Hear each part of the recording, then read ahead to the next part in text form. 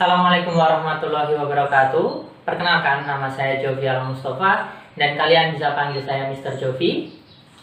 Bagaimana kabar kalian hari ini? Tentunya baik sekali ya. Hari ini kita akan belajar suatu materi dari mata pelajaran fisika.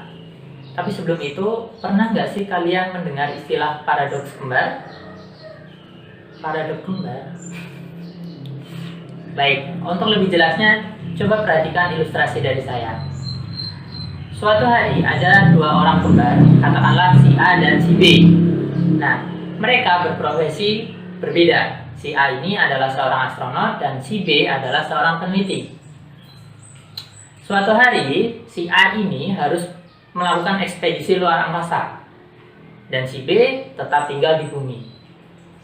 Ketika si A ini kembali dan bertemu si B, ternyata usia mereka tampak berbeda. Pertanyaannya nih, kira-kira lebih tua mana usia si A atau si B? Baiklah, untuk menjawab pertanyaan tersebut, mari kita mulai pembahasannya.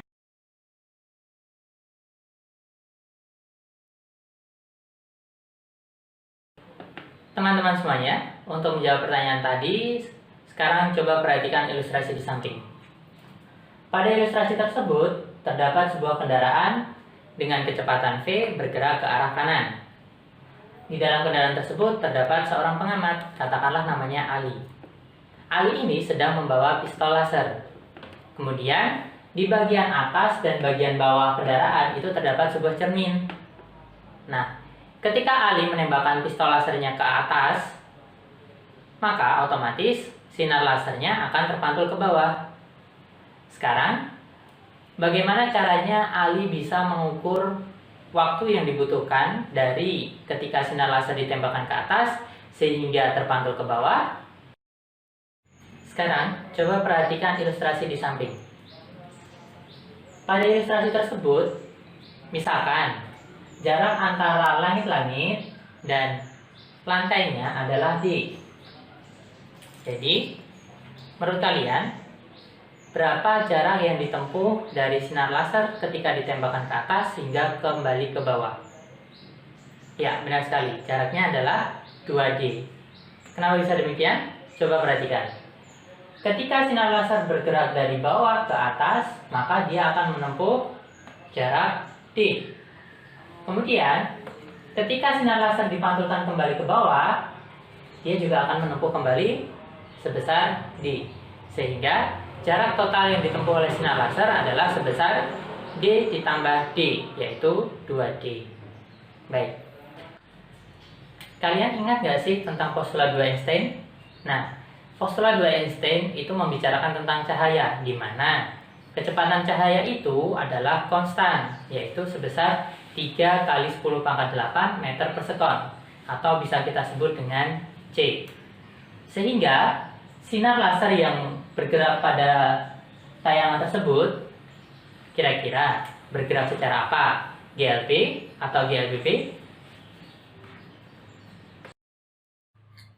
Ya, benar sekali. Gerak pada sinar laser itu adalah GLB. Kenapa? Karena kecepatan cahaya itu selalu konstan, sehingga gerak sinar laser itu juga merupakan gerak GLB. Pertanyaannya sekarang, bagaimanakah cara menghitung waktu pada konsep GLB? Oke, untuk menghitung waktu pada konsep GLB, kita bisa menggunakan persamaan delta T, yaitu adalah waktunya, sama dengan jarak dibagi dengan kecepatan. Mari kita masukkan ke persamaannya. Jarak yang ditempuh sinar laser adalah sebesar 2D. Kemudian, kecepatannya adalah C, sehingga selang waktu yang dibutuhkan agar sinar laser dapat bergerak dari bawah, dipantulkan ke atas, kemudian kembali ke lantai adalah 2D dibagi C. Nah, itu adalah selang waktu yang dibutuhkan oleh sinar laser menurut pengamatan Ali. Baiklah, tadi kita sudah memperoleh besar selang waktu menurut Ali, yaitu delta T aksen sama dengan 2D per C. Nah, kira-kira Jika terdapat seorang pengamat lain yang berada di luar kendaraan, katakanlah misalkan pengamatnya namanya Tom. Nah, menurut Tom, besar selang waktu yang dibutuhkan oleh sinar laser dari ketika ditembakkan ke atas, kemudian kembali lagi adalah besar delta T. Sehingga ketika kendaraan yang dikendarai oleh Ali bergerak ke kanan dengan kecepatan V, maka besar jarak yang ditempuh oleh kendaraan kita bisa hitung menggunakan persamaan GLD, yaitu V dikali delta T, di mana jarak sama dengan kecepatan kali selang waktu. Sehingga jaraknya adalah V dikali delta T. Sekarang coba perhatikan tayangan di samping. Tayangan di samping menunjukkan bentuk ilustrasi yang diamati oleh Tom dari luar. Pada tayangan tersebut terlihat bahwa lintasan dari sinar lasernya terlihat berbeda dari pengamatan Ali. Coba perhatikan. Sinar lasernya bergerak dari bawah, kemudian ke atas, kembali lagi ke bawah. Tapi karena kendaraannya bergerak ke kanan, sehingga akan mempengaruhi besar atau bentuk lintasan dari sinar laser tersebut. Coba perhatikan. Maka sinar lasernya bergerak seperti ini. Dari bawah ke atas, kembali lagi ke bawah. Sekarang, tadi jika kita misalkan jarak antara atap dan lantai itu adalah D, kira-kira menurut kalian bagaimanakah caranya mengukur panjang lintasan yang ada di ilustrasi tersebut menurut Tom? Oh, oke, benar sekali. Kita dapat menggunakan persamaan Pythagoras. Coba perhatikan tayangan di samping. Bentuk lintasan yang dibentuk oleh sinar laser menurut Tom adalah berbentuk segitiga, di mana segitiganya adalah sama kaki. Sehingga jika segitiga sama kaki kita bagi dua, maka kita akan memperoleh segitiga siku-siku. Oleh karena itu, kita bisa menghitung besar lintasan menurut Tom menggunakan rumus Pythagoras. Masih ingat nggak sih rumus Pythagoras itu seperti apa? Bagus. Rumus Pythagoras merupakan besarnya seperti ini. Sisi miring dikuadratkan sama dengan jumlah kuadrat dari sisi tegaknya. Jika kita misalkan dengan yang miring adalah C dan yang tegak adalah A dan B, maka persamaannya menjadi C kuadrat sama dengan A kuadrat ditambah B kuadrat. Sekarang kita aplikasikan pada ilustrasi yang diamati oleh Tom.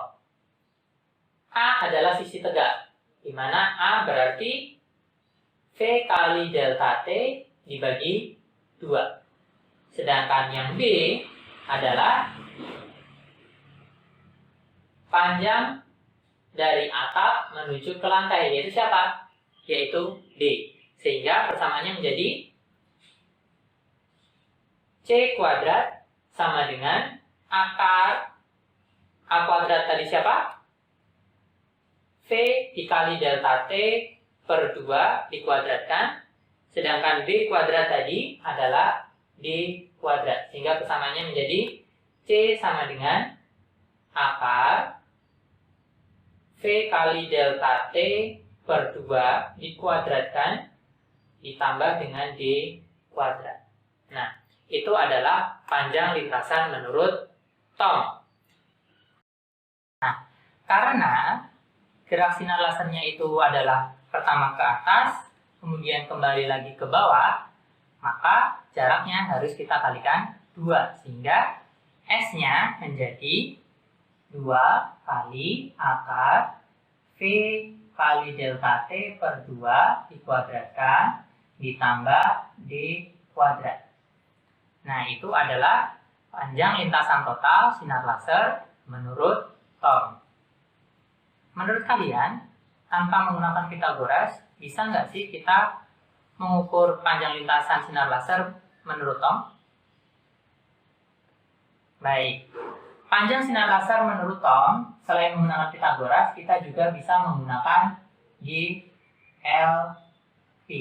atau konsep GLB. Kenapa? Karena ingat, kecepatan cahaya itu konstan, sehingga kita bisa menggunakan konsep GLB. Coba perhatikan.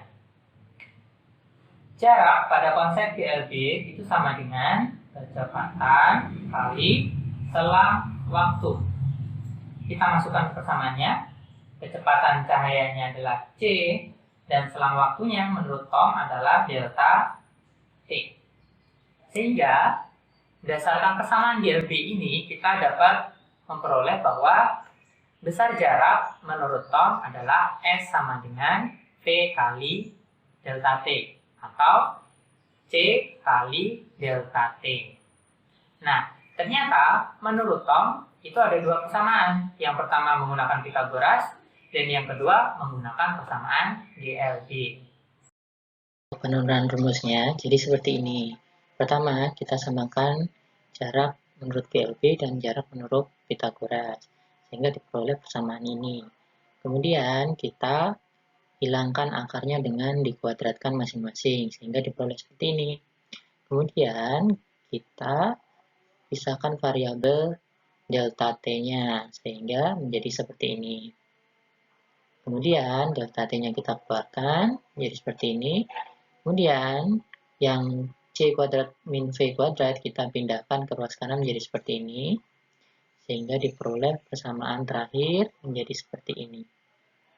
Nah, karena T aksen itu adalah 2D per C, sehingga kita rubah persamaan ini menjadi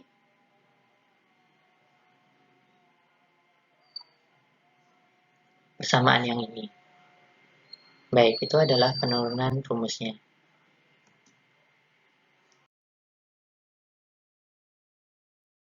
Baiklah, sekarang kita sudah memperoleh persamaan yang mengandung delta T aksen, yaitu selang waktu pengamatan Ali, dan delta T selang waktu yang diamati oleh Tom. Nah, coba perhatikan. Jika nilai V dalam persamaan ini itu mendekati kecepatan cahaya, maka apa yang terjadi? Ya, benar sekali ya. Yang akan terjadi adalah bentuk akar 1 dikurangi V kuadrat per C kuadrat ini akan menjadi sangat kecil. Nah, kalau bentuk akar dari 1 dikurangi V kuadrat per C kuadrat akan menjadi sangat kecil, maka benar sekali ya, maka delta T-nya akan bernilai sangat besar. Nah, peristiwa ini dinamakan dengan dilatasi waktu atau pemuaian waktu.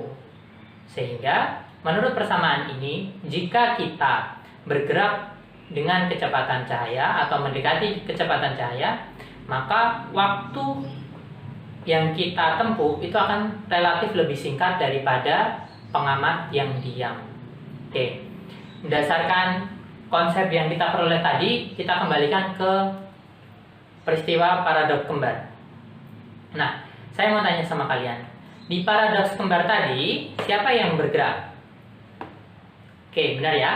Si A, yaitu astronotnya, dia pergi keluar angkasa, sedangkan B tetap tinggal di bumi.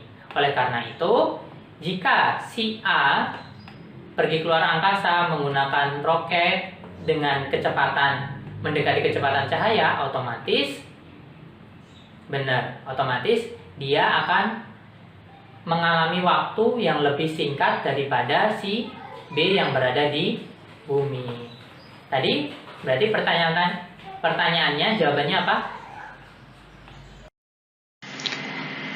Jadi, dalam peristiwa paradoks kembar, yang akan mengalami usia lebih tua adalah yang diam, berarti yang berada di bumi. Sebuah soal. Jadi soalnya seperti ini. Pertama-tama tulis dulu apa yang diketahui. Setelah itu, tulis apa yang ditanyakan. Nah, untuk mengerjakannya, cara menghitung waktu yang dibutuhkan oleh pengamat di bumi menggunakan persamaan GLB biasa. Sedangkan untuk waktu pengamat yang ada di astronot, kita menggunakan persamaan dilatasi waktu, sehingga diperoleh hasil untuk pengamat di astronot 12 tahun dan pengamat di bumi 20 tahun.